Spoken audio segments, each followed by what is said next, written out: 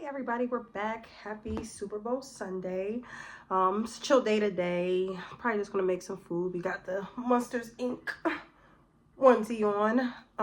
Because we don't give a fuck about getting dressed today, and that is the best I could do. Alright, so today we're gonna be talking about chosen ones and friendships.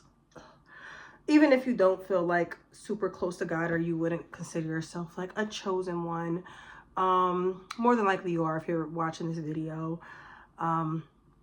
Friendships today in general is hard to keep a friend because everybody's morals and values just seem to be going down the drain and out the fucking window.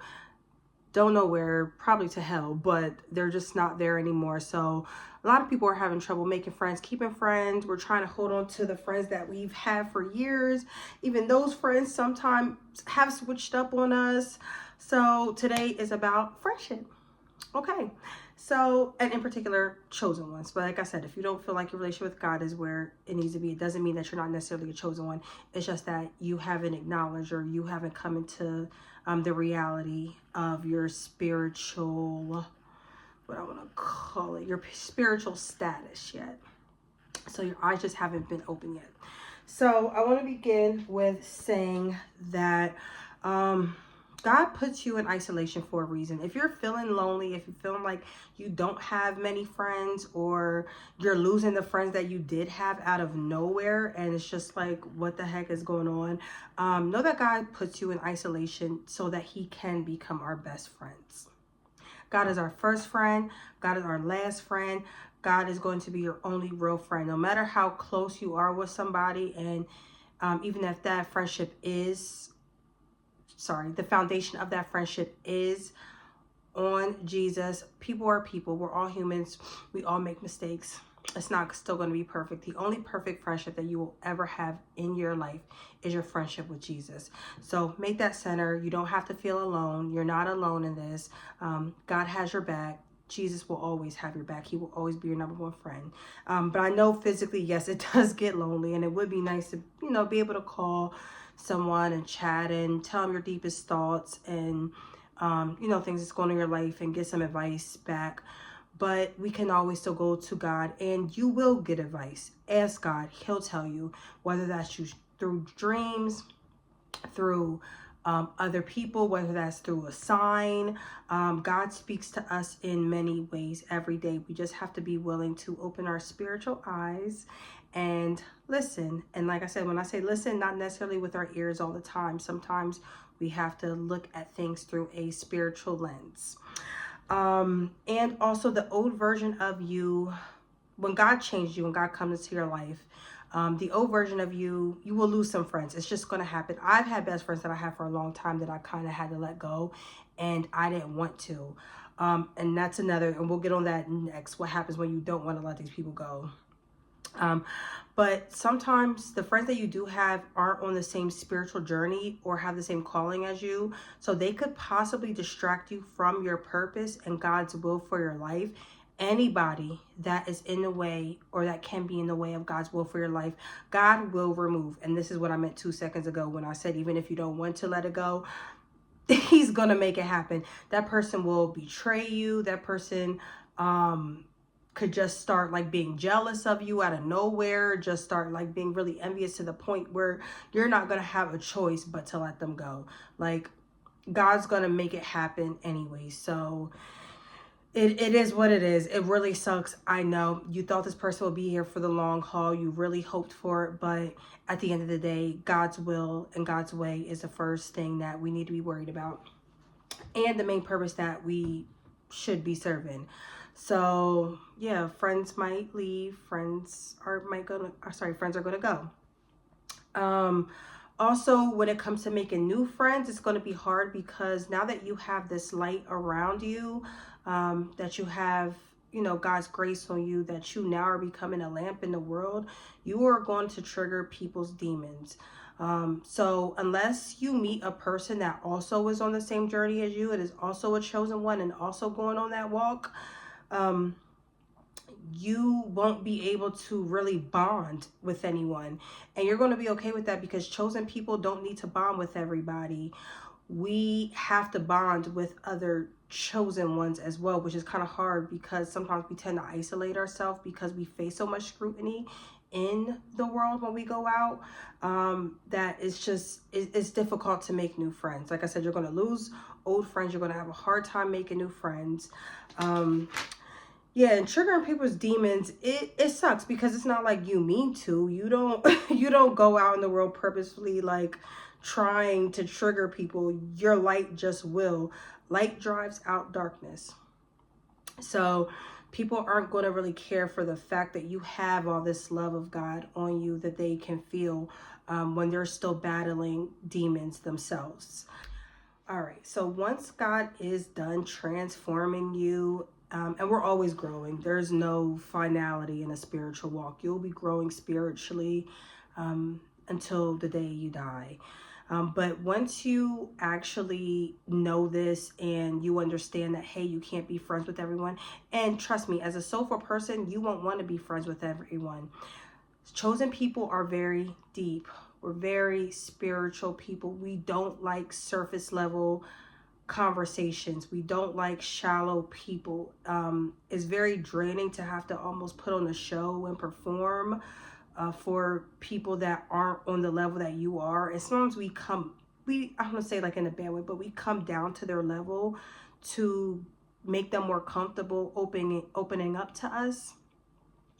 But it's not a level that we prefer to stay at because we're here spiritually. They're still possibly taking baby steps to get where we're at spiritually. And it might have taken us a lot of bullshit and a lot of hard things to get to this level spiritually as well. So we are patient with people.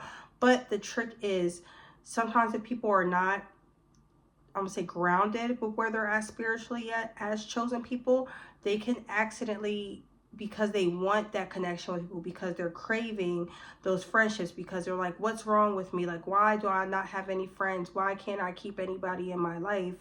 They will miss the purpose of their calling sometimes and try to, in order to keep those friends, they will dim their own light.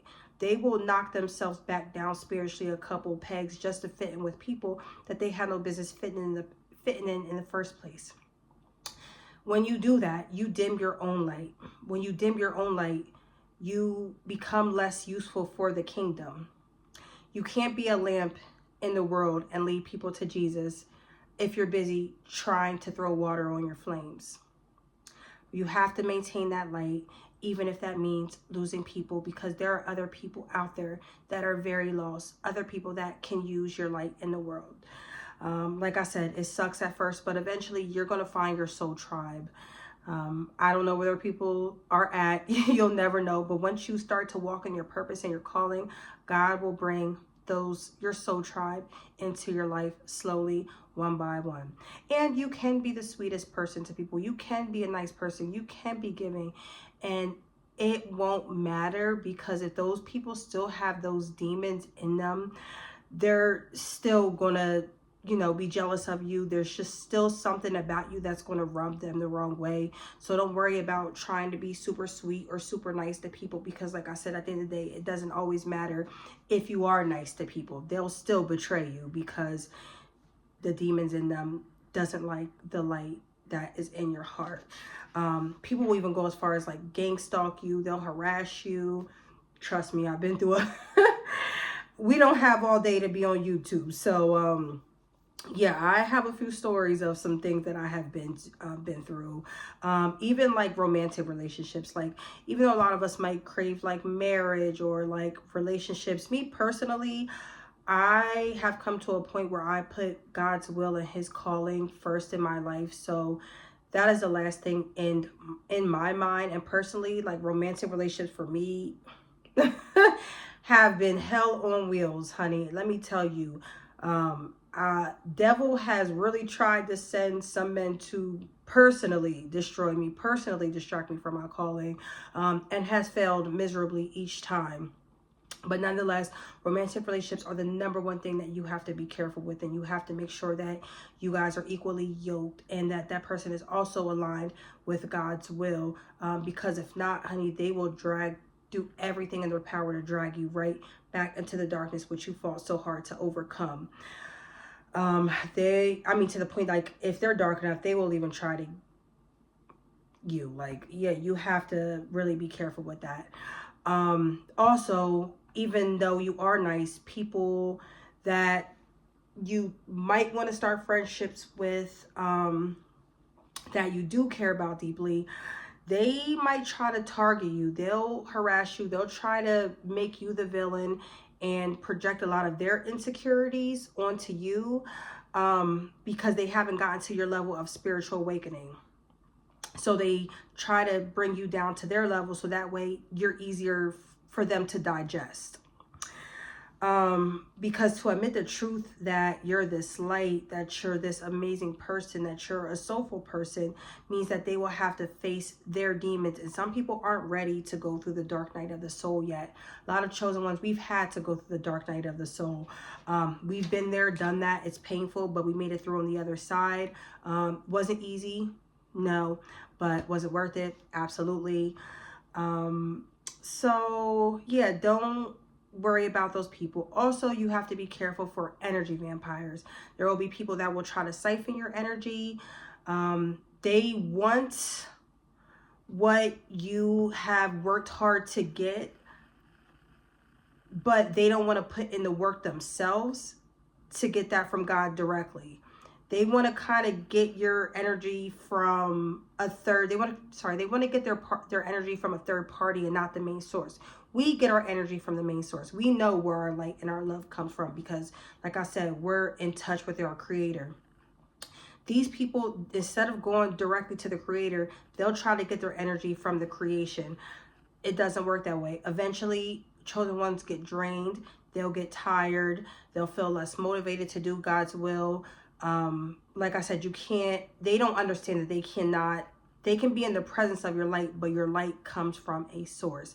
But they might be scared to go to that source because facing God directly is big. It's big. I mean, he's the straight demon slayer. So, I mean, even though he gives us power and authority to do that as well, we can't change people's souls. It's like we can give them the blueprint. We can say, here, this is what you need to read. This is what you need to do. We can give them the instructions.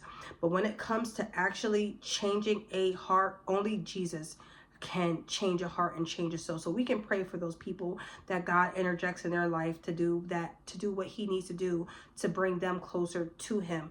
But it is not our job, and I'm guilty of this as well. It is not our job to fix everybody. We cannot fix people. We can only point people in the right direction. Like I said, we can only be the lamps to guide people and say, hey, this is the direction that you should go. But we can't hold their hands and lead them to the promised land where they need to be headed towards God.